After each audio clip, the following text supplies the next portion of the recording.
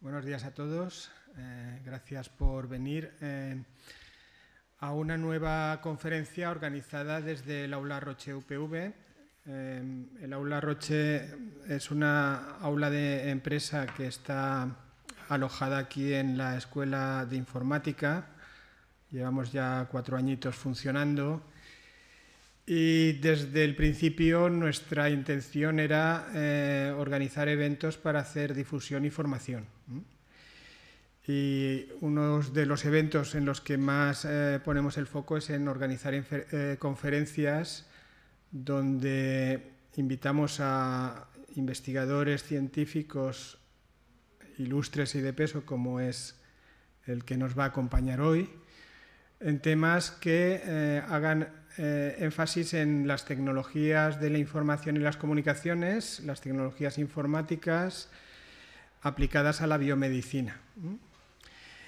En esta ocasión vamos a contar con el profesor Javier de Felipe, que es investigador en el Instituto Cajal del CSIC y que lleva una larga trayectoria como neurocientífico haciendo estudio a nivel microscópico del tejido cerebral. Ha participado en diversos proyectos, el proyecto Blue Brain, el proyecto Brain del Cajal, el proyecto Human Brain. Todos estos son proyectos de origen europeo.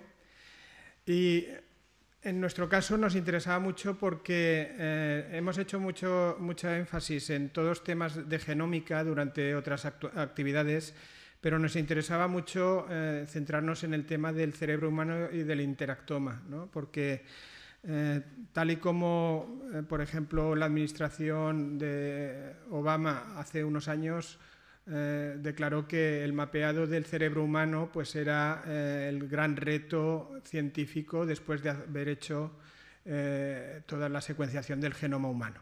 Es decir, que estamos ante una tarea colosal de la que nuestro invitado de hoy nos va a hablar muy bien porque ha sido parte principal y protagonista de los principales proyectos que se han desarrollado en Europa.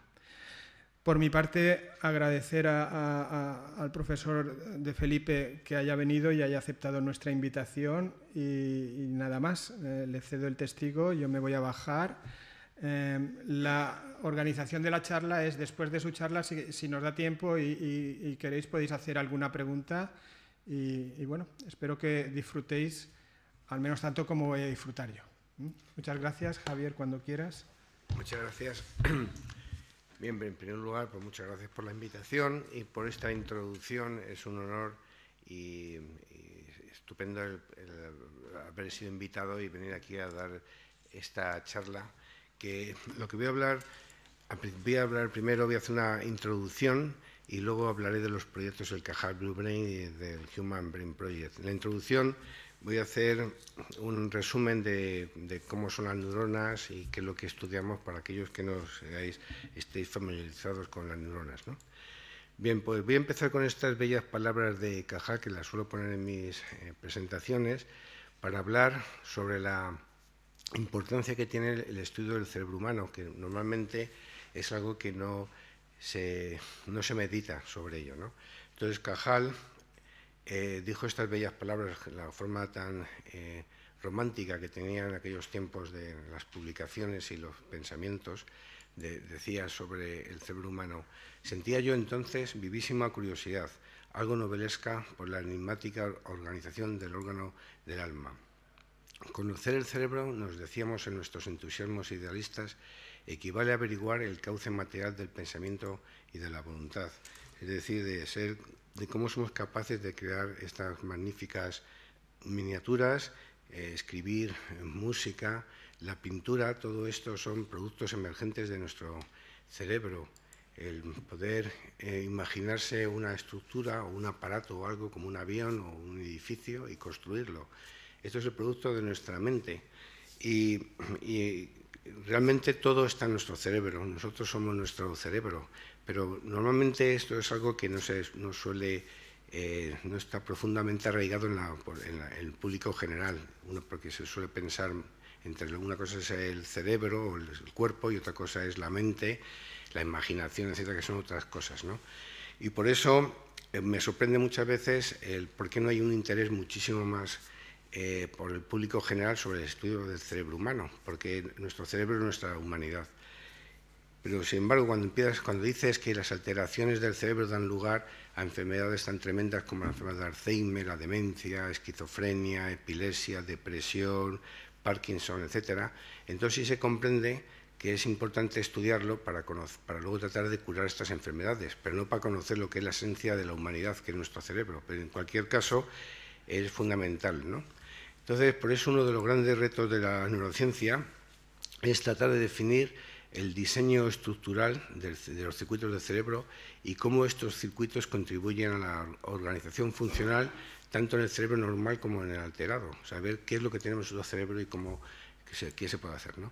Entonces, a modo de introducción, el cerebro está compuesto por miles de millones de neuronas. Se estima que hay unos 100.000 millones de neuronas, de conexiones sinápticas, pues muchísimas más, multiplicando por 20.000 o más, que las sinapsis son los puntos de contacto a través de los cuales se transmiten entre sí las neuronas.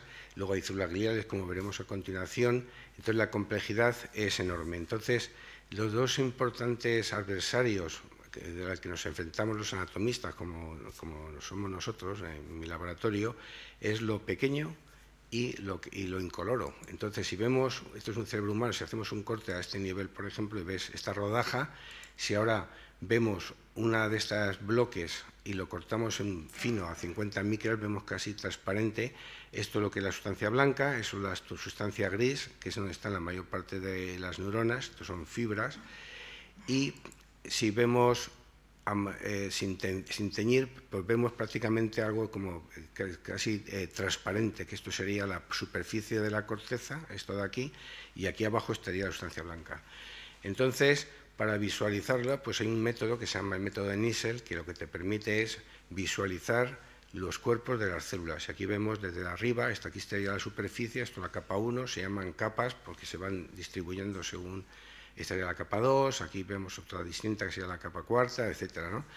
Y aquí vemos, se marcan simplemente lo que son los cuerpos. Y esto blanco, que es lo que se llama el neuropilo, lo que no está vacío, está repleto de fibras y de conexiones. Entonces, y además, otra de las cosas que son los vasos, estos son vasos y que parece que es sorprendente que si vemos los vasos con una técnica de esta, que es como un escáner, vemos la enorme densidad de vascularización que tiene el cerebro. Entonces aquí dicen, ¿dónde están las neuronas? ¿Dónde se pueden meter aquí? Porque es que esto está lleno, o sea, es difícil entender las cosas que no se ven. Entonces, por eso, lo invisible o lo incoloro, lo que se están buscando técnicas que nos permitan visualizar qué es lo que hay interior de esa caja que es nuestro cerebro. Entonces, cuando vemos estas bolitas que son el cuerpo de la célula y las teñimos con el método de Golgi, ya veremos después, o cualquier otro método, vemos lo que es la estructura básica de una célula nerviosa, de la célula piramidal en este caso, que representa la gran mayoría de las neuronas del cerebro. Entonces, tiene unas dendritas, que es como un árbol. Las dendritas son unas prolongaciones, que es el aparato receptor, donde se recibe la información. Luego tiene un aparato de emisión, que sería el axón, a través del cual sale la información que captan las dendritas, y luego tiene una distribución, las arborizaciones terminales, que pueden ser cerca de donde está el cuerpo de la célula, que sería local, o bien a una distancia enorme a través de estos axones, y ahí proyecta esa información. Y esto es básicamente lo que sería una neurona. Entonces, si depende del nivel de complejidad al que se muestre qué es el cerebro, pues podemos explicarlo de esta forma. Los elementos básicos del cerebro son las células de proyección, como esta que he dicho, la célula piramidal, interneuronas, es decir, que su axón, esa prolongación, permanece dentro, las células gliales, que son elementos y muy importantes, no solamente a nivel de protección y de otros propiedades que tiene, pero sobre todo también en el procesamiento de información entre las neuronas. No solamente las neuronas procesan información, sino también las células gliales. Luego, el otro elemento es el neuropilo, como he dicho antes, que está formado por un enrejado de fibras de dendritas de las neuronas, prolongaciones de la glía, y luego están los vasos, que es la entrada de oxígeno y nutrientes, y luego la salida de esa información. Entonces llega a estas cajas, llega las aferencias, la entrada de una información, se procesa y sale. Entonces, el problema que nos enfrentamos es que el cerebro está formado por cientos o miles de regiones y subregiones, y estas pequeñas cajitas son distintas en distintas partes del cerebro, de tal forma que, por ejemplo, si estudiamos esta parte de aquí, esta caja en esta zona del cerebro, es el cerebelo, perdón, pues lo que aquí se estudia, pues lo que se descubra no lo puedes aplicar a otra región del cerebro porque es distinta a los elementos, los tipos neuronales, las conexiones, los neurotransmisores, varía de un sitio a otro. Y por eso, pero sin embargo, el cerebro funciona como un todo. Entonces tenemos que conocer el cerebro como un todo, no solamente por pequeñas cajas. Entonces depende del nivel de complejidad a la que tú vayas conociendo el cerebro, pues esto es lo que es la realidad. Con 100.000 millones de neuronas, cada región del cerebro está formada por circuitos especializados en cada región, y que no se puede extrapolar de un sitio a otro la información, solamente cierta información, pero no toda. Y además, cuando quieres aplicar la experimentación animal a estos circuitos, tenemos el problema que luego también hay variaciones entre el ser humano y otras especies. Nuestro cerebro no es un cerebro de ratón muy grande, es un cerebro humano, y el cerebro de ratón es de ratón, y así sucesivamente. Hay datos que se pueden obtener de un modelo animal, pero hay otros muchos que son únicos del cerebro humano, ¿no? Y ese es el tema. Entonces, la dificultad es cómo se estudia el cerebro humano, otra de las dificultades, ¿no? ¿Cómo se puede hacer? Entonces, cuando vemos una imagen como esta, se activa la retina, y de la retina pasa al interior del cerebro, al tálamo, que es una zona del interior del cerebro, y aquí comienza un viaje increíble en ese bosque neuronal de más de 100.000 millones de neuronas. No todas las zonas del cerebro se activan al mismo tiempo, sino unas se activan y otras están silentes, como si dijéramos, y se empieza a formar una serie de transformación de información de un sitio a otro para luego procesar esta información, ¿no? Te puede traer un recuerdo, un pensamiento, una imaginación, etc.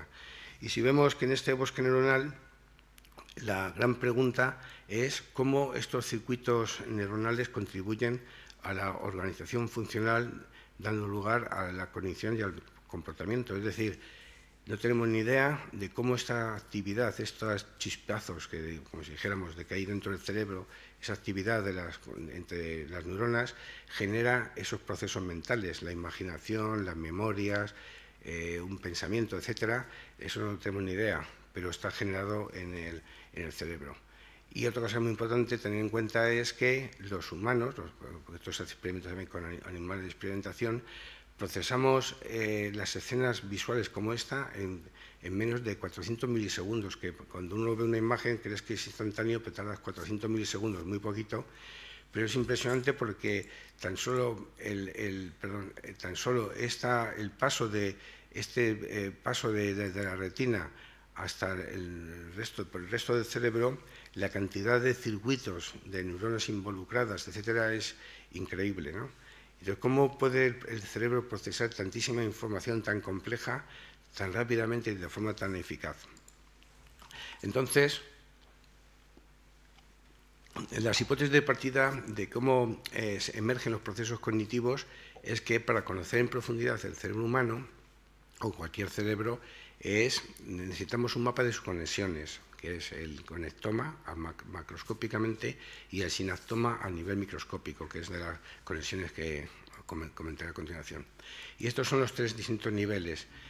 Primero es el macroscópico, que es, por ejemplo, tener aquí las resonancias magnéticas, las estratigrafías en cerebros in vivo, que eso es increíble que se haya conseguido, que esto cuando lo veo muchas veces me pregunto que esto no damos un salto de alegría, porque esto hace 20 años no existía, o no sé cuándo comenzó la resonancia magnética, no recuerdo, pero hace unos años tan solo, cuando tenías a lo mejor un problema en tu cerebro, no se estaba seguro que se podría hacer, te abría el cirujano y veía, pues no hay nada, o hay un tumor, pues lo quitamos. Pero es que ahora tenemos estas imágenes, tenemos estas resonancias cada vez más sofisticadas que permiten visualizar con bastante resolución el interior del cerebro in vivo de un individuo, y esto es el desarrollo científico, gracias al desarrollo científico del estudio de imagen médica y de estas máquinas.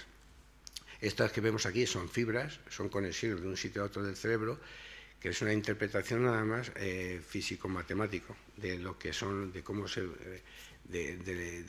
se mueven las moléculas de agua del interior del cerebro. O sea, son procesamientos matemáticos realmente, ¿no? Entonces esto es algo increíble, y esto es a nivel macroscópico. Luego tenemos el nivel mesoscópico, es decir, donde se puede, a nivel con un microscopio, tienes que visualizar las neuronas, porque como ya hemos dicho antes son pequeñas, y aquí vemos las posibles conexiones. Y luego tenemos el último nivel, que es el nivel ultraestructural, es decir, de la sinapsis, los puntos de contacto de cómo se comunican entre sí las neuronas, que eso es el punto mucho más difícil, el nivel de complejidad, ¿no? Entonces, la corteza cerebral se considera que está formada por pequeños circuitos que se llaman columnas corticales, donde existen conexiones que van de las capas superficiales a las profundas, de las profundas hacia las superficiales, existen conexiones horizontales, y aquí lo que llega son información del mundo externo, y luego esto lo que hace estas columnas es integrar la información de lo que llega de fuera, la que uno tiene dentro del cerebro, que sería la memoria, y luego otra cosa muy importante es la información que se está constantemente generando el cerebro de forma subconsciente. No sabemos para qué sirve, pero nuestro cerebro está generando información inconscientemente. Y todo eso interacciona dentro de esta columna y es un producto. Y entonces estamos en el siglo XXI muy avanzados y todavía no conocemos cómo funciona esta columna a nivel de una columna cortical en el cerebro humano. Desconocemos prácticamente sus elementos, ¿no? Entonces, la gran pregunta es cómo es tan eficiente nuestro cerebro. Su eficacia energética es extraordinaria, consume como una bombilla de 20 vatios nada más, y el consumo de energía de un superordenador, que aquí lo sabéis mejor que yo, pues es varios miles de veces superior. Cuesta carísimo tener estos superordenadores. Y además el cerebro puede separar y clasificar señales incluso con muchísimo ruido, y además tiene la capacidad de generalizar de ejemplos individuales a categorías complejas de estímulos. Y ahora voy a poner un ejemplo que he tomado de Internet, y es este caso.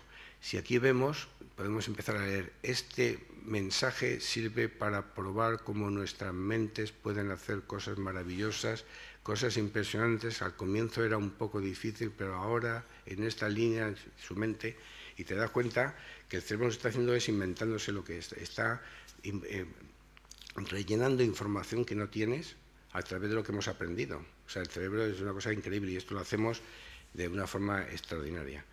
Y así, entonces la gran pregunta es ¿cómo podemos conocer, cuál es la estrategia para conocer el cerebro? O sea, ¿qué podemos hacer dada esta complejidad?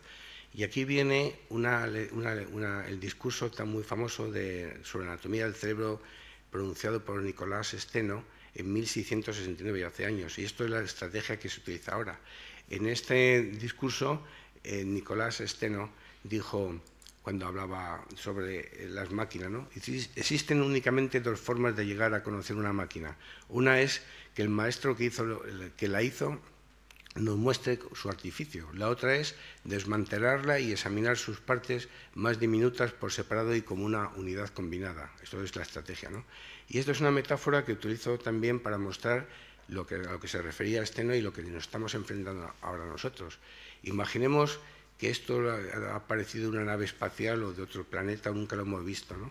Y que hay una imagen que vimos a Picasso en su apartamento de París, y dice que se ha hecho con una máquina que se ha encontrado, y que entonces, como no sabemos nada, la desmontas, y esto ves en esta máquina que hay 580 elementos que no sabes nada, no tienes. Entonces, ¿cómo unes y para qué sirve cada uno de estos elementos? ¿Cómo los pones juntos para crear esta imagen con un fondo con colores, etcétera? Esa es una pregunta. Claro, entonces ahora sabemos que hay un diseño, que tú vas al diseño y no se hace una máquina, se hacen miles de máquinas por hora o más. Vamos, ahora ya hay muchas más. Entonces, pues muchas veces, medio en broma, medio en serio, cuando hablamos nosotros sobre el cerebro, sobre el diseño del cerebro, cómo está construido, decimos que es súper complejo, dificilísimo. Y dices, es dificilísimo porque no tenemos el diseño, pero si lo tuviéramos sería facilísimo. Probablemente si me dijera alguien, oye, ¿cómo se hace esto? Pues pones una neurona aquí, otra aquí, la conectas con esto, y haces un circuito, y haces un cerebro. Entonces estamos trabajando en eso, o sea, es decir, una máquina que desconocemos, que está formada por muchas partes y que desconocemos cómo funciona cada una. Esa es. Entonces, una de las principales cuestiones en la neurociencia es qué podemos hacer con los datos y cómo lo podemos interpretar. Eso es también, porque obtenemos datos como esas máquinas, pero luego cómo lo hacemos, ¿no? Y Sidney Brenner, que fue premio Nobel en el 2002, dijo, nos estamos ahogando en un mar de datos, pero nos morimos de hambre de conocimiento. Es decir, hemos avanzado muchísimo en la obtención de datos, pero tenemos que transformar esos datos en conocimiento. Eso es importantísimo. Tenemos cosas muy bonitas, fabulosas, pero ¿y eso qué significa? ¿Cómo lo interpretamos, no? Y así surgió el Cajal Blue Brain, que el objetivo principal era acelerar y desarrollar nuevas tecnologías para el estudio del cerebro normal y sus alteraciones en diversas plataformas. Y esto es, la base de este proyecto es un abordaje multidisciplinar. Ya no se trabaja solo en un laboratorio, cada uno hace una cosa, sino que tenemos que trabajar de forma conjunta. Entonces hay grupos que hacen análisis de datos, otros la neurociencia estructural, que es en mi laboratorio, herramientas informáticas que veremos a continuación para qué sirven y por qué son tan valiosas, estudios de fisiología y modelización. Todo esto es la integración del proyecto Blue Brain, que era para abordar esta enorme dificultad que tiene el estudio del cerebro. Y estas herramientas no solamente se utilizan para el estudio de estos circuitos con una cortical, sino se pueden aplicar a otras muchas áreas. Y a nivel internacional, el proyecto de referencia es el Human Brain Project, que veremos que participamos varios del Cajal Blue Brain, que se inició después del inicio del Cajal Blue Brain. Entonces, como ejemplo, mostraré algunos casos de cómo los análisis de datos visuales pues, utilizan representaciones abstractas de datos complejos, metáforas gráficas como es la música, que mostraré a continuación para qué la utilizamos, y otras herramientas para poder los datos ser visualizados y interpretarlos mejor. En el año 2011 fue cuando surgió el proyecto Human Brain Project, que era mucho más amplio, formado por 140 laboratorios, 80 instituciones y 19 países, y aquí era el abordaje del estudio del cerebro humano completo. El Cajal Blue Brain era el desarrollo de herramientas y el estudio detallado de los circuitos corticales. Y aquí fuimos 11 investigadores principales que nos otorgaron este proyecto y empezamos ese gran desafío del estudio del cerebro humano, basándonos primero de la organización que teníamos en el Blue Brain. Esto es una de las reuniones que tuvimos en Madrid en el año 2015, en el Colegio de Médicos, que era un sitio precioso, y ahí estuvimos hablando, pues nos reuníamos anualmente para hablar de cómo iban las cosas, todo esto, ¿no? Y esto acabó en octubre de este año, en que al final pues, se publicaron más de 3.000 publicaciones, 500 investigadores, 607 millones de euros. En principio iban a ser 1.000 millones, pero al final se quedaron 607, que tampoco está mal, y 19. Entonces, lo interesante de todo esto es que esto te permite avanzar en el estudio del cerebro de una forma mucho más rápida. O sea, la idea es ir más rápido y aprovechar los recursos, ¿no? Entonces, yo voy a explicar ahora para qué, yo soy un anatomista, la importancia que tiene la informática, la computación y las matemáticas para el estudio del cerebro, que es el futuro realmente. Entonces, en analogía a los circuitos electrónicos, las neuronas corresponden a partes electrónicas. Por ejemplo, estos son distintos tipos de células que tenemos que saber cómo son diferentes entre sí, no solamente para comunicarnos entre los científicos. Por ejemplo, esto es una célula que se llama Martinotti porque tiene una axón que va hacia arriba, esto es una célula en cesto, etc. Es porque cada célula tiene una función distinta, igual que en un componente de un ordenador. Entonces, tenemos que saber clasificar las neuronas no solamente para poder comunicarnos, sino porque desde el punto de vista funcional. Entonces, conociendo qué tipos hay y cómo funcionan, podemos crear estos circuitos igual que en un ordenador. La ventaja es que en esto lo hemos diseñado nosotros y sabes qué hace exactamente cada uno de los elementos. Y aquí, como ya he dicho antes, no sabemos cómo funcionan, tenemos que ver cómo funciona cada uno por separado y luego en su conjunto. Entonces, para mostrar cómo lo que estamos haciendo, pues el ejemplo de las células piramidales, esto es un dibujo de una célula de Cajal. Las células piramidales son las células principales de la corteza cerebral, son la principal fuente de sinapsis excitadores del cerebro, y las espinas de las subdendritas son la principal diana. O sea, es decir, que el conocimiento del diseño de la estructura de estas células, de esos elementos básicos, es fundamental para crear un posible circuito artificial. Y otra cosa muy importante que tenemos que tener en cuenta es que el axón de estas células son las responsables de la propagación de la actividad del cerebro. Es decir, una información que se genera en una zona concreta del cerebro va a otra a través del axón de estas células. O sea, no solamente son la principal fuente de sinapsis excitadoras del cerebro, sino que sus espinas, que son las que veremos a continuación también, que fueron descubiertas por Cajal, son las dianas de la mayoría. Entonces, por eso hay muchísimo interés en el estudio de las espinas, porque están relacionadas con la cognición, la memoria y el aprendizaje. O sea, veréis que parece ficción científica, pero es así como se pruebas claras de que es así lo que ocurre, ¿no? Entonces, lo que intentamos hacer, nosotros tenemos aquí una neurona, la real, la biológica, y lo que hacemos es tratar de transformarla mediante valores matemáticos en una célula virtual que nos permita luego hacer simulaciones y entender para qué sirve cada una de las partes. Para eso hace falta meter esta información en un ordenador y para eso hace falta transformarlo matemáticamente, ¿no? Y por eso surgía lo del proyecto Blue Brain, como comentaba antes. Nosotros somos anatomistas y lo que hacemos es desarrollar tecnologías para visualizar las neuronas. En este caso, cada vez el objetivo es el estudio del cerebro humano directamente, porque la mayoría de los científicos estudian el cerebro de ratones y otros animales de modelos y luego tratan de extrapolarlo al cerebro humano. Pero lo ideal es estudiar el cerebro humano, ¿no? El problema está que por problemas éticos obvios no se puede disponer de cerebros humanos, así como así no se puede hacer experimentos.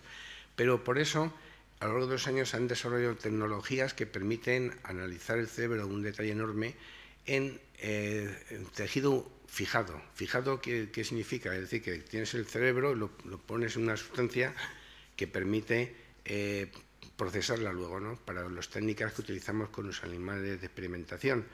Y en este caso son pues, las autopsias. Tú tienes una autopsia, es decir, un cerebro, una donación de un cerebro de alguien que ha fallecido en un accidente de circulación o lo que sea, un cerebro que está donado, y hemos desarrollado tecnologías que aprovechamos ese tipo de tejido.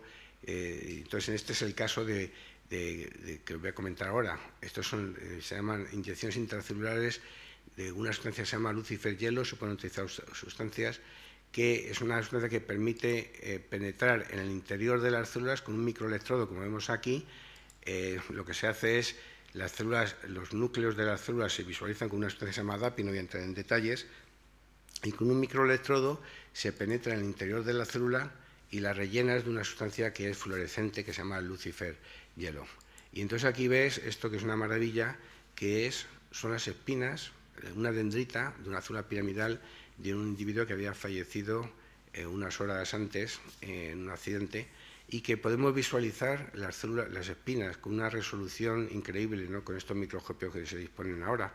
Y esto parece ficción científica, pero esto que se llaman espinas de aprendizaje, que son espinas muy delgaditas, que tienen como una forma como de dedos, y se piensan que no tienen conexiones y que esas son dinámicas en el sentido que están ahí para formar conexiones para aprender nuevas cosas. Por ejemplo, estás aprendiendo a tocar la guitarra, lo que sea, y ahí esas espinas se van formando nuevas conexiones.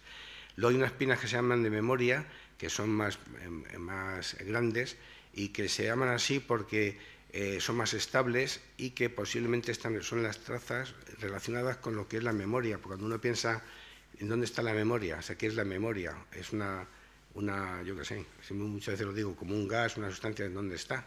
Y entonces lo que ocurre son redes de neuronas que cuando se activan emerge una idea, ¿no? Y estas son las espinas las que están involucradas en esos procesos de memoria. O sea, por eso digo yo que parece ficción científica, pero ahí está. Y, por ejemplo, en la enfermedad de Alzheimer, lo que también la estudiamos, se ve cómo las espinas se van perdiendo y eso posiblemente se correlaciona con el deterioro progresivo del enfermo del paciente de Alzheimer, que poco a poco se va borrando su memoria, va perdiendo poco a poco su identidad, algo horroroso, ¿no? Y entonces y son las espinas las que se van borrando, se van como quitando, ¿no? Por otra parte, vemos que aquí ven unas propiedades, el tamaño de las espinas está relacionado con las corrientes sinápticas, es decir, no es lo mismo una sinapsis que está una dendrita pequeñita, una espina pequeña que una dendrita grande, ¿no? Y esto lo podemos hacer en el cerebro humano, eso es lo maravilloso, ¿no? Entonces lo que hacemos es, por ejemplo, esto es un cerebro humano, hacemos múltiples inyecciones, en este caso en la zona en el hipocampo, y aquí vemos, a mayor aumento, pues estas son células que hemos inyectado para visualizar células humanas. Esto es una publicación que hemos publicado en el año 19, y estos son reconstrucciones por primera vez que se pueden visualizar las células piramidales, en este caso en el hipocampo, con este nivel de resolución. Una cosa maravillosa, no con el método de Golgi que utilizaba Caja, que veas una célula aquí y otra allá, sino aquí lo puedes utilizar porque luego estos métodos te permiten analizar luego las características morfológicas, que yo soy anatomista y esto me encanta. Claro, cuando yo empecé a estudiar anatomía, todo esto no se había iniciado todavía, la computación y hacer este tipo de cosas, y cada vez pues digo, pues maravilloso que hemos hecho esto, porque cuando muchas veces generamos información y no sabemos luego cómo la interpretamos, ¿no? Por eso decía yo lo importante que tiene la informática, ¿no?, en los estudios del cerebro. Entonces aquí no es lo mismo que tengas una sinapsis en esta parte de la dendrita, dentro de una bifurcación, que otra aquí, y este es el cuerpo, y la sinapsis, como hemos visto, la información sale luego del axón. Entonces, la integración de información depende de la complejidad que tenga de los árboles, del diámetro de las dendritas, porque en las dendritas están los receptores y están los canales iónicos, y si tienes el grosor de la dendrita es mayor que otra, pues las propiedades funcionales son distintas. Entonces, tenemos que conocer en detalle todo lo que es los parámetros morfométricos de las células, y tenemos entonces las neuronas y tenemos métodos para hacerlo. Entonces ya tenemos una herramienta estupenda para estudiar el cerebro humano en detalle, como son las espinas dendríticas aquí, pero claro, el problema está ahora, ¿y ahora qué hago yo con esto? O sea, ¿cómo puedo hacerlo, analizarlo de forma automática? Porque si voy neurona a neurona y empiezo una espina a otra, las células piramidales se estima que tienen unas 20.000, 30.000 espinas. Entonces, claro, lo que se suele hacer es calculas cuántas espinas hay en una zona dada, por ejemplo, de aquí a aquí, que son 20 micras, hay 80, por ejemplo. Luego estimas cuánto es la dendrita y haces una estimación. Entonces, lo que ahora se hace es con algoritmos, herramientas informáticas, se puede hacer determinar el número de espinas casi de forma automática, lo cual es una maravilla. Ya no es una estimación, sino ya puedes ver el número real de espinas. Cada espina será como un enchufe y nos hace falta saber cuántas espinas tiene cada célula que estás estudiando para ver cuál es la entrada que tiene, ¿no? Luego tenemos que conocer cuál es el tamaño, el volumen de las espinas, porque el volumen está relacionado con sus propiedades fisiológicas, es decir, no solamente que reciba una sinapsis, sino que luego cómo se procesa esa sinapsis depende de cómo es la estructura de la espina, y este dato lo tenemos que obtener. Y ahora mismo tenemos herramientas informáticas, pero es muy manual. Entonces, lo que estamos haciendo es ver si, como veremos después, desarrollar algoritmos que nos permita hacerlo de forma automática, ¿no? Entonces, el sueño que tenemos es tener mapas detallados de las posibles corrientes sinápticas que generan cada una de las espinas de cada célula, para luego hacer, ¿no? Entonces, uno de los estudios recientes que hemos hecho ahora es en colaboración con un grupo de informática de la Rey Juan Carlos, de la universidad. Pues esto lo que hacemos es con Imaris, que es una herramienta que es comercial, lo que hacemos a mano, se estima las longitudes, tamaños, dendritas, etcétera. Entonces, lo que se hace es tratar de automatizar la segmentación de las espinas dendríticas mediante aprendizaje profundo. Esto es en relación, como ya he dicho antes, con el grupo sobre todo de Luis Pastor y Marcos García, en donde se hace el estudio mediante la segmentación que hacemos nosotros, la máquina va aprendiendo a aprender a hacer cómo el cerebro humano, utilizando estas herramientas, puedes ir marcando cada una de las espinas. Aquí vemos, esto es una reconstrucción manual que hacemos nosotros y esta es la automática. La diferencia, aquí vemos una espina que aparece aquí, que sería esta, que es una que nos hemos olvidado, ¿no? Entonces aquí vemos como un ejemplo de lo que se ve aquí. Al principio vemos aquí que hay espinas que están separadas y claro, nosotros visualmente sabemos, lo haríamos así. Y esto se ve claramente que es una espina que está pegada a otra, pero el Imaris lo que haría simplemente es contar como una, cuando realmente hay dos, y esta no la contaría porque está separada. Entonces lo que se hace es trazas el cuello, en este caso, y en este caso aquí lo que haces, separas estas de aquí y al final obtienes las dos. Y esto lo hace la máquina mediante el aprendizaje profundo con estos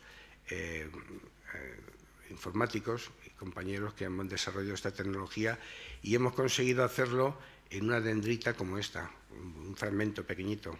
Ahora hay que hacerlo en toda la neurona. Y tú dices, bueno, es otra cosa, eso ya hablaremos en el futuro, porque esto es súper difícil. Pero la idea de todo esto es el desarrollo de herramientas que permitan hacerlo todo de forma automática y más rápida. Eso es lo importante, ¿no? Me acuerdo con Henry Mackran, cuando empezamos a hacer estos grandes proyectos, siempre decíamos, es que tenemos que ir más rápido porque entonces, claro, que te va quedando poca vida, antes de morirnos, que avancemos lo más posible, ¿no?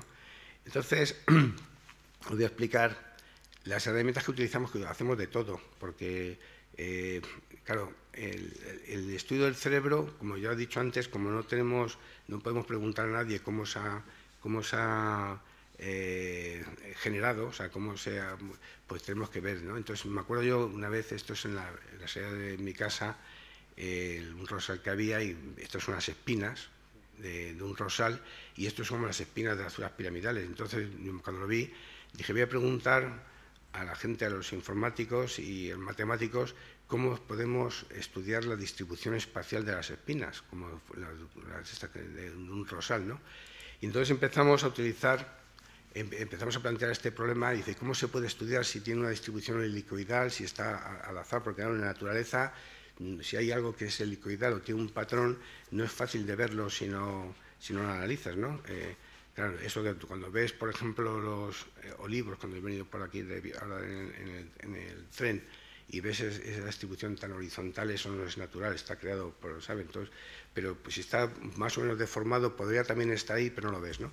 Entonces empezamos a hacer un método, y decimos, estas son las espinas, y lo que hacemos, vamos a poner dónde están las espinas, luego desenrollamos la dendrita, ponemos en dónde están colocadas las espinas, y luego vamos a ver qué sería si estos puntos estuvieran formando agregados o si fueran helicoidales, que sería el máximo helicoidal sería esto, y entonces para entender esto un poco mejor empezamos a aplicar música, de tal forma que con esto ya veréis, esto parece una locura, pero es muy divertido, además es bonito porque pones la música y tienes aquí, empiezas a poner ahora estamos leyendo aquí las espinas. Vemos aquí, ¿no? Entonces ahora decimos, bueno, vamos a ver ahora, esto hacemos el punto de inserción de la espina, donde está colocada, y ponemos la música y vemos que el modelo ha funcionado bien, quitando lo que es el tallo, ¿no? Luego a continuación, ahora decimos, lo mismo sería cuando ya has abierto la dendrita, está así. Y una vez que ya tienes el modelo, lo que se hace es, ahora modifican los puntos para ver cómo sería si fuera helicoidal. Bueno, primero esto es el sonido que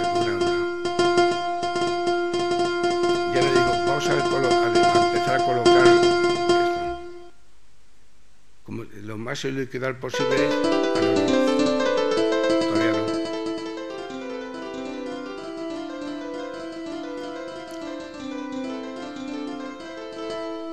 Madre mía, cuánta música hay aquí hoy. Es que he puesto otro vídeo. Entonces aquí, por ejemplo, si fuera helicoidal sería así.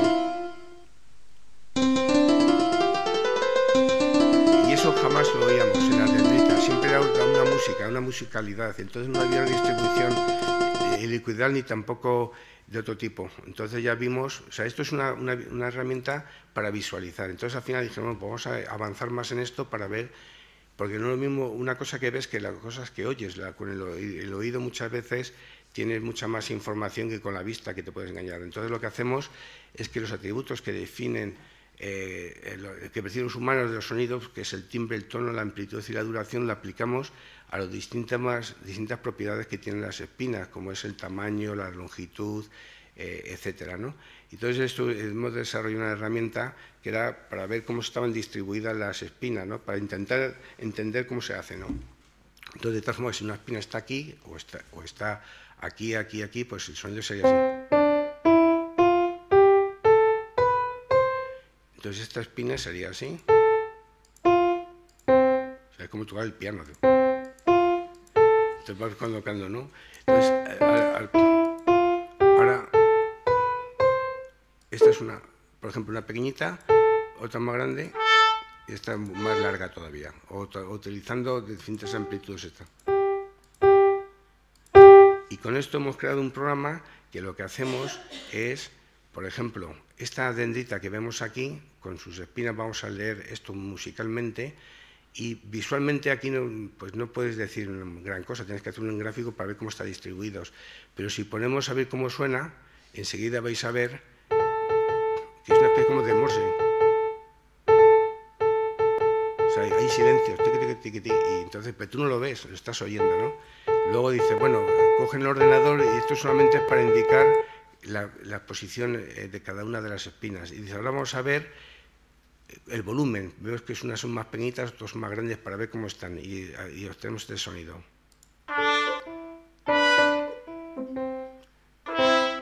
Entonces una musiquita que esas trompetas, brum, brum, es que son las grandes, van juntas, o sea, se están agrupando. Que tampoco lo ves aquí bien, porque a lo mejor está un poquito más grande que esta, pero no lo visualizas, pero con esto sí. Y esto nos sirve simplemente para ir aquí. Y esto, yo no sé música, pero vamos, lo bonito de esto es que esto es como un gráfico, pero es una nota musical. Esto es las dendritas de una persona de 40 años, y aquí vamos a ver cómo suena. Vemos que es una música muy rica, o sea, con mucho sonido. Y ahora vamos a escuchar cómo es la dendrita de una persona más de otra edad. Tenemos aquí. Bueno, soy más bajito también porque son más pequeñitas las espinas y todo esto, pero los silencios, ¿lo ves? Como en la música, que son importantes. Hay silencios porque hay zonas que tienen pocas espinas en comparación con el otro. Entonces, a través de la música, tú puedes ver, en este caso, pero este caso era una persona que tenía Alzheimer, se podía ver si era de un individuo que tenía de un control de una persona de Alzheimer, ¿no? O sea, es decir, que lo que haces con estas herramientas es, al final, crear una célula piramidal, una integración de información, utilizando el tamaño de dendritas, las dendritas, la distribución espacial, etc. ¿Y esto sirve para qué? Pues sirve para transformar los datos en información, en conocimiento. Y para eso nos hace falta modelos y hacer simulaciones, que muchas veces mis compañeros que somos experimentalistas, pues tanta simulación, tanto modelo, ¿para qué? Y es que si no tenemos modelo no entendemos nada. Entonces vamos a pensar ahora lo que hablaba antes de estas corrientes sinápticas, no lo mismo esta sinapsis aquí que aquí que aquí, pero además el problema que tenemos, que todavía no lo he comentado, es que las espinas son dinámicas, tienen una estructura, tú cuando las ves es en el minuto 1 del día 1, etcétera, ¿no? Pero sin embargo, cuando vemos estas espinas en tiempo real, vemos cómo va cambiando. Aquí vemos que la cabeza y el cuello cambia, y el cambio de la cabeza es fundamental para las corrientes sinápticas, y el cuello también, no lo he mostrado antes, pero esto significa, estos cambios de morfología, significa cambios en el procesamiento de información, y eso es una sola espina. Y entonces, claro, si tenemos esta complejidad, depende de dónde esté espacialmente y temporalmente la activación de una espina, y las espinas son dinámicas, pues ¿qué podemos hacer? Entonces lo que estamos haciendo es hacer un modelo de todas las posibles formas que tenga una espina, las variaciones que hay, ¿no? Y lo que queremos hacer, que todavía no lo hemos hecho, es sustituir los puntos de contacto que sería de cada una de las espinas que visualizamos con el microscopio y con estas inyecciones por un modelo de espina que pueda cambiar con el tiempo, que tú lo puedes manipular. Y de esta forma, con un superordenador, vamos a poder entender cómo funciona una célula piramidal, una sola célula piramidal, ¿no? Eso es la esta. Entonces, voy a ir más rápido. ¿Cómo voy de tiempo? Voy mal, ¿no? Digo, me imagino. Bueno, ahora el siguiente nivel es la microscopía electrónica. Entonces, para que tengáis una idea, lo que ocurre es que a nivel microscópico, claro, estamos hablando de un microscopio electrónico, es aumentar miles y miles de veces el tamaño de la... Todo lo que se suele hacer, esto es un microscopio electrónico que vale carísimo, difícil de utilizar, y luego para obtener las muestras hace falta cortar en unos aparatos especiales que son unos ultramicrotomos con unas cuchillas de diamante, etcétera, y luego con una pinza de relojero, con unas rejillas especiales se va cortando a mano, y esto hace falta 2 años mínimo para aprender, es una tarea de negros. Y al final lo que tienes aquí son, cuando tienes éxito, consigues esto que dice aquí, maravilla, lo he conseguido, y te pones contentísimo, pero son 30 o 40 secciones como mucho, a veces más, pero ves aquí también, se puede ver que el color es distinto porque el tamaño es distinto, y lo ideal es que sean todos del mismo grosor. Luego vemos aquí unas manchas, que son artefactos, y para colmo, si tú quieres una sinapsis, tienes que ver aquí, aumentar muchísimo, hacer una foto, y irte luego a la siguiente sección seriada y verla otra vez y aumentar. Entonces tienes que localizarla, y eso es bastante difícil. Y tienes que hacer cortes seriados porque estos son cortes muy finos. Y luego tienes que hacer reconstrucciones en 3D, ¿no? Entonces, al final, lo que se suele hacer es hacer fotos de zonas concretas del cerebro y luego hacer estimaciones. Entonces, en el año... A ver, así.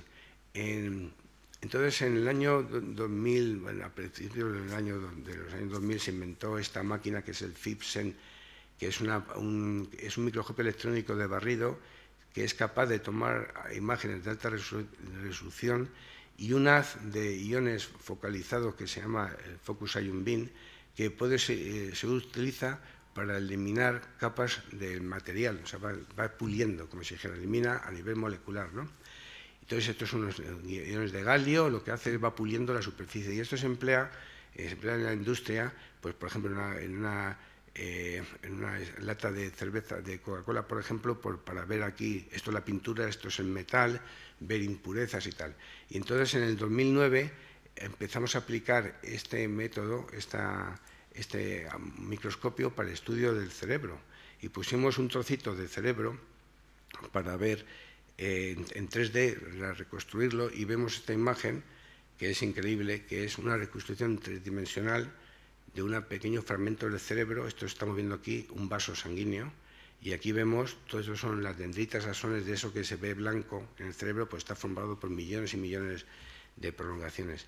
Y esto es el gran sueño que teníamos cuando empezaba yo en el Cajal a utilizar estos aparatos a mano, con una cuchilla de diamante y una pinza de relojero, haciendo así, cogiendo poquito a poco. Decíamos, algún día a lo mejor se inventa una máquina que metas un trocito de cerebro, das un botón y lo haces todo seriado, y además no una 30 o 40, sino 500, 1000, lo que sea. Y ese es el sueño, de repente, pues aquí está. Esto es uno de los grandes sueños, de las cosas que he visto yo con el Cajal Blue Brain, que gracias a ese proyecto pudimos adquirir esta máquina que cuesta 1 millón de euros, y fue cuando, con unos ingenieros de ZEISS, pues empezamos a poder preparar el tejido para el estudio de lo que es el cerebro, ¿no? Porque esto se aplicaba en materiales. Entonces aquí ya tenemos las sinapsis, que las sinapsis son como esta especie de pestañas, son las conexiones sinápticas. Estas de aquí, que se ven más grisáceos, ahí están las vesículas, donde están el neurotransmisor, y estos son elementos postsinápticos.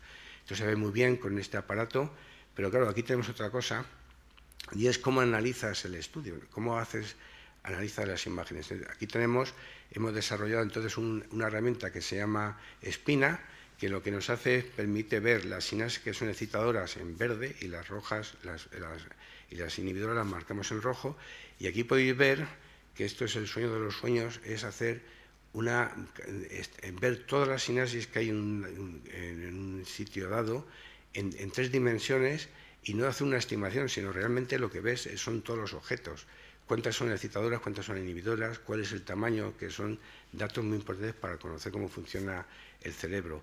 Y para hacer esto, como esto no existe, estos programas informáticos, hace falta pues los informáticos para hacer esto. Entonces tenemos imágenes muy bonitas, fenomenal, pero luego ¿cómo lo analizas? Pues tienes que desarrollar estas herramientas.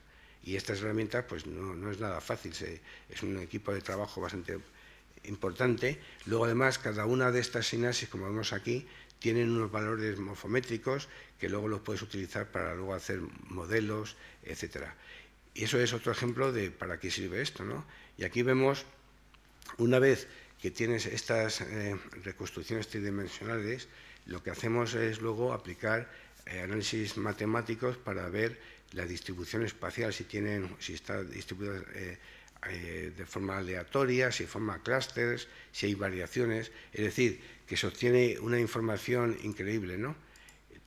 Ahora esto lo hemos aplicado al cerebro humano, al hipocampo, y hemos hecho muestras de distintas regiones del cerebro, el tamaño, etcétera, que no voy a hablar aquí de la importancia que tienen los tamaños para propiedades fisiológicas, y esto es un cerebro humano, el hipocampo de una autopsia, o sea, es increíble que se pueda estudiar esto en un cerebro humano, que ya no es un ratón, esto es directamente, aquí vemos la sinapsis sobre espinas, sobre el tallo, tenemos datos que nos permiten avanzar muchísimo. Y ahora la ventaja es que en el hipocampo humano, o sea, esta cosa temporal, tenemos información bastante detallada de las conexiones que hay entre las distintas zonas del hipocampo, y esto es importante porque en la enfermedad de Alzheimer está la región que se empieza a afectar primero, en Alzheimer, y también en la epilepsia del lobo temporal, esta zona de aquí la que es una de las principales patologías. Entonces yo lo que estoy proponiendo es focalizarnos no en el cerebro entero, sino en hacer una simulación del estudio de la formación del hipocampo, porque tenemos datos ya de todo tipo, desde nivel a nivel microanatómico.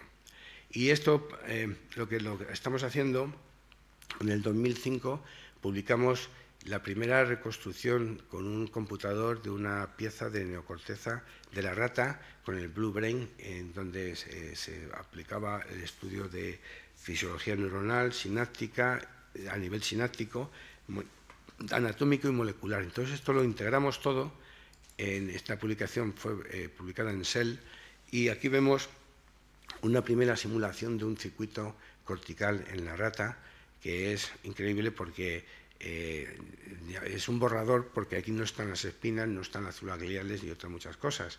Pero ya tenemos una estructura, participamos más de 85 científicos a lo largo de varios años para poder generar estos modelos.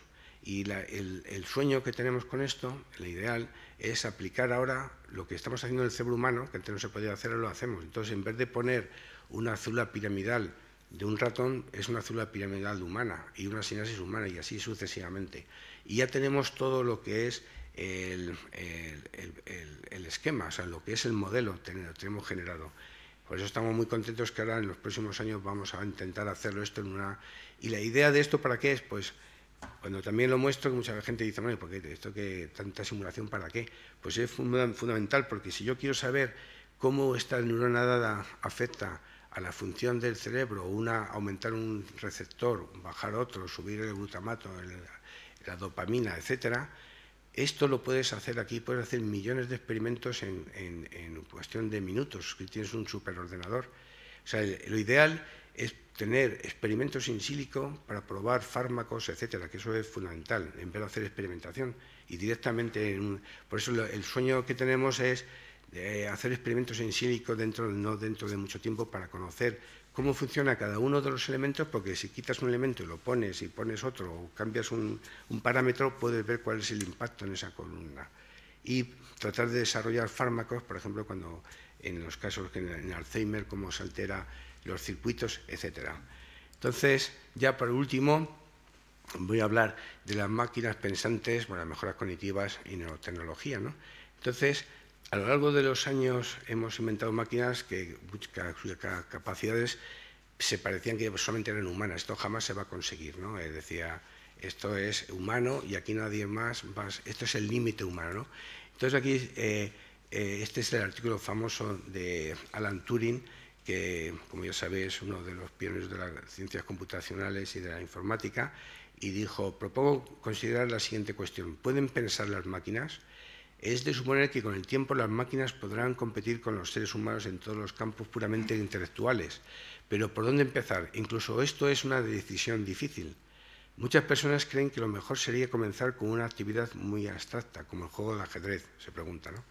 Entonces, en el año 1996, 46 años después de lo que dijo Alan Turing, está esta famosa partida de Garry Kasparov con el ordenador Deep Blue, que de ahí viene el nombre del Cajal, del Blue Brain, porque se pusieron en contacto con nosotros IBM para estudiar los circuitos. Yo decía, ¿para qué querrán los informáticos, los ingenieros, colaborar con los neurocientíficos, ¿no? Y de ahí vienen luego esos grandes proyectos. Entonces aquí tenemos la partida de Kasparov con el Blue Brain y con el Deep Blue, perdón, con el ordenador. El primer ganó Kasparov por 4-2, pero luego perdió. Y entonces Kasparov se dice que se enfadó muchísimo porque dijo que aquí había movimientos que no lo podía hacer una máquina, que era un ser humano que lo estaban manipulando de alguna forma, que esto era imposible que lo hubiera hecho, ¿no? Entonces, esto a nivel académico resultó muy interesante, porque empezaron a decir, bueno, es la victoria de la máquina sobre el ser humano. ¿Es Deep Blue una máquina pensante? ¿Significa esta victoria el comienzo de la superioridad de las máquinas y la pérdida del control sobre las máquinas que construimos? ¿Por qué la idea de la inteligencia artificial provoca una reacción emocional negativa en muchos filósofos y neurocientíficos? Cuando hablas de esto hay mucha gente que se enfada muchísimo, la verdad. ¿Dónde está la frontera que delimita el terreno de humano y de la máquina? Entonces, a lo largo de los años se han ido desarrollando las interfaces cerebro-computadora implantables que funcionan como neuroprótesis motoras, que para luego predecir, como veremos a continuación, que también parece ficción científica, de poder controlar movimientos a través de la mente y de la actividad cortical. Estos son experimentos que se hacían a principios del año 2000, con monos que se ponía unos electrodos en el cerebro, se les enseñaba una tarea y luego se les daba un premio si cumplían, si lo hacían bien o no, y se iba registrando la actividad del cerebro y al final lo hacía de forma automática, ¿no? Y la idea de esto es luego aplicarlo al ser humano, ¿no? Y aquí vemos, entonces, José Manuel Rodríguez Delgado, no sé si lo conocerán, el año 65, yo me acuerdo que estaba viendo el telediario con mis padres, tenía entonces 12 años o así, y vimos en el telediario pues, que este investigador controlaba un toro inalámbricamente. Esto fue una cosa espectacular. Y de hecho, esto es una publicación del New York Times que dice: matador con una radio para un cerebro que estaba cableado. Entonces iba a atacar y entonces el top le daba un botón y se paraba el toro, ¿no? Le había puesto un electrodo profundo y esto era porque en aquellos tiempos estaba empezando a hacer las... Entonces, actualmente esto parece ficción científica. Vemos aquí una publicación de Nature del año 21, que es una interfaz cerebro-computadora, y era un individuo que tenía la mano paralizada por una lesión en la médula espinal. Y entonces él aprendió un vocabulario en el que él decía, intenta escribir una palabra, entonces debe escribir, pero con la mente. Y entonces el hello y tal, y al final A, B, C, se hizo un vocabulario y se podía escribir pequeñas frases increíbles con el pensamiento. Solamente decían, piense usted que tienes una cuartilla, o sea, un folio y un lapicero y escriba A, y entonces mentalmente lo hace, y así poco a poco hasta que el ordenador aprende ese patrón y te hace esto, ¿no? Este es otro caso de un individuo que era incapaz de hablar y que además tenía parálisis de los miembros superiores e inferiores. Y entonces se puso también unos electrodos en la corteza parietal, ¿no?, en la sensorimotora, donde se controla el habla. Y entonces se aprendió un vocabulario de 50 palabras cuando en la pantalla del ordenador aparecía una pregunta simple como, por ejemplo, ¿cómo estás hoy? Y estoy muy bien. Aparecía en la pantalla dicha contestación en tiempo real, o sea, mentalmente. Entonces se decía, how are you? ¿Cómo estás hoy? Y dice, muy bien, o sea, mentalmente, o sea, después de aprender. Esto hay que tener en cuenta también que esto no se aplica a todo el mundo, se puede poner, sino que tienes que aprender con ese individuo después de horas y horas, pero ya esto que es realmente estar leyendo a la mente. O sea, esto parece ficción científica, pero lo que se puede hacer es que se hace ya, con poco vocabulario, pero se está haciendo, ¿no? Y esto es uno de los últimos avances que es impresionante también, que se llama el Stentrod, que es un electrodo que en vez de ponerlo, implantarlo con unos pinchos que pones en el cerebro, como en estos de aquí, que son implantables, que es mucho más quirúrgicamente tiene problemas, o sea, tienes que hacer una cirugía especial.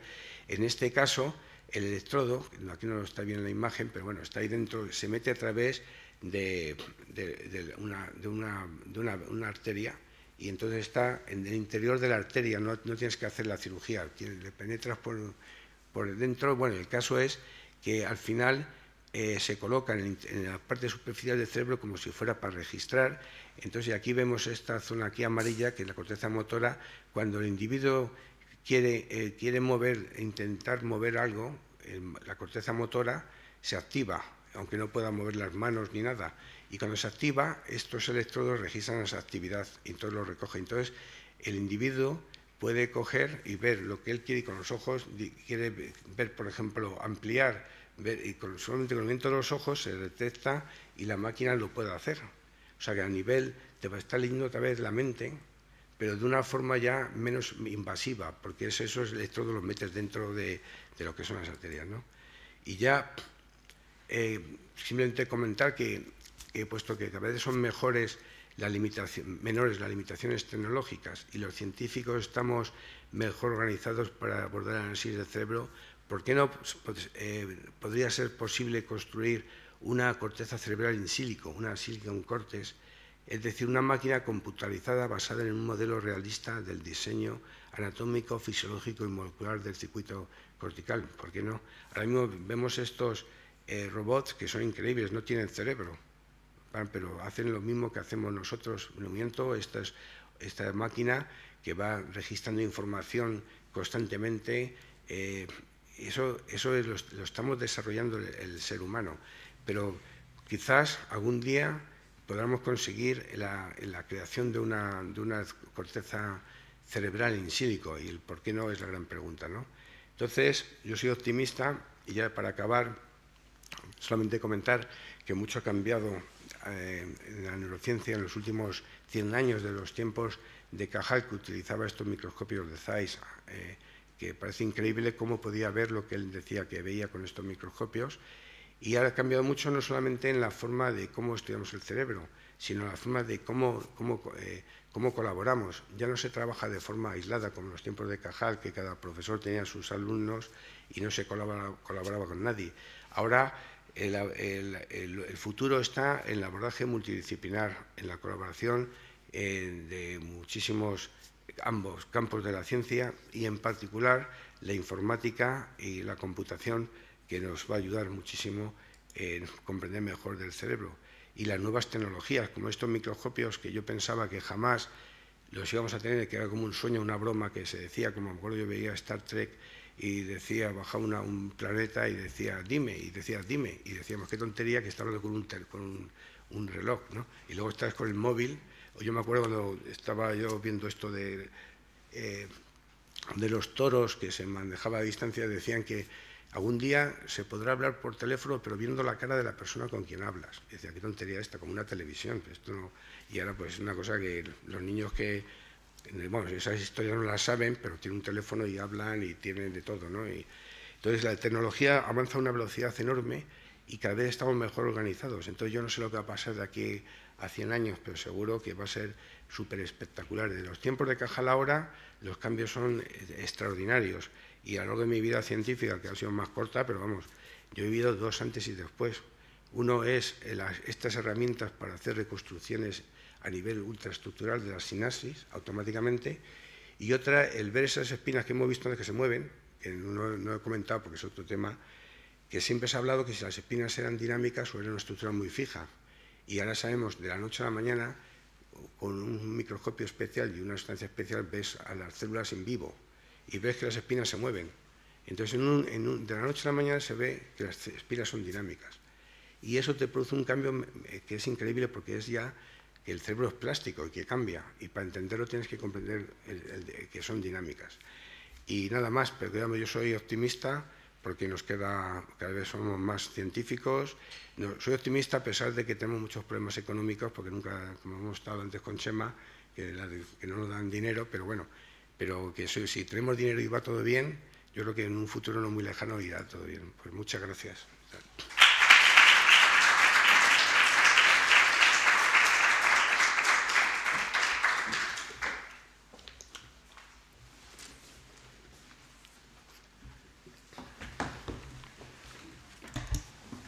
Muy bien, pues muchas gracias, Javier. Creo que ha sido espectacular, especialmente la parte musical. Ha sido muy aristotélica, ¿no? De la música de las esferas puestas a nivel neuronal. Bueno, pues tal y como hemos comentado antes, si hay alguna pregunta. Sí, Cristina.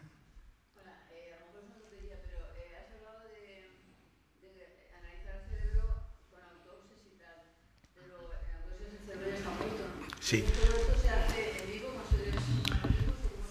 Sí. Bueno, primero, las autopsias no todas valen, porque cuando tienen más de 4 horas de post-mortem ya no te vale para estudiar. Solamente me estaba refiriendo al estudio de la estructura íntima, o sea, del cerebro humano, cómo son las neuronas, cómo son las sinapsis.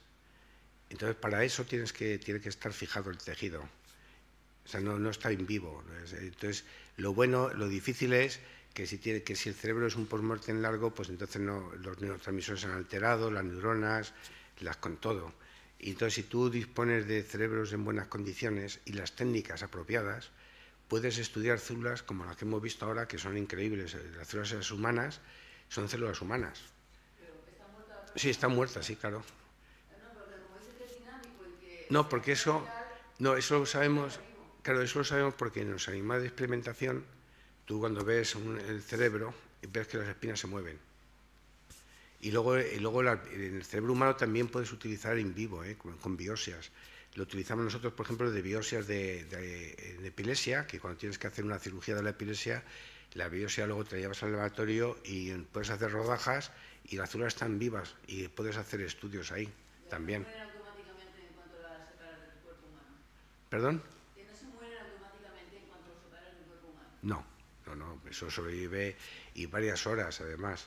Hombre, cambian cosas porque se van desconectando, pero el tema es que tú tienes un cerebro, tienes millones de neuronas, no sabes cómo son las células, qué es lo que hay dentro, y entonces lo que se suele hacer es estudiar el cerebro de ratones y luego tratar de extrapolar, pero claro, si yo estudio animales de experimentación de varios tipos y las diferencias son tremendas.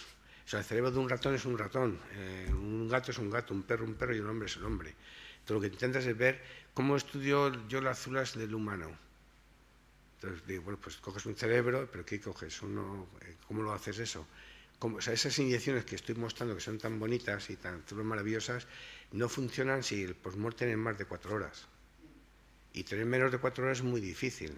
Tienes que tener una donación de un cerebro y luego tienes que tener la tecnología, porque tú puedes tener un cerebro de 2 horas, pero si no tienes esa herramienta, pues no va a hacer nada. Y luego aplicas un microscopio electrónico y está estupendo.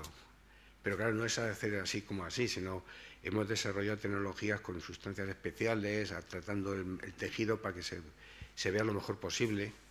Pero lo ideal, lo maravilloso es que ya podemos estudiar la sinapsis del cerebro humano y las neuronas en zonas que antes jamás se habían explorado.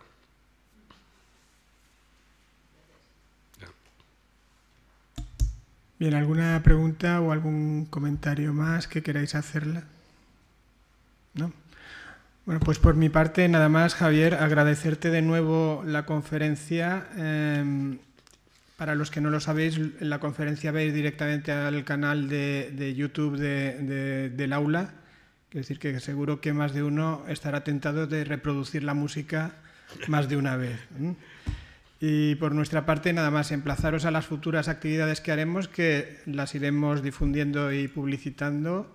Y gracias a todos por venir. Gracias, Javier. Gracias. Muchas gracias.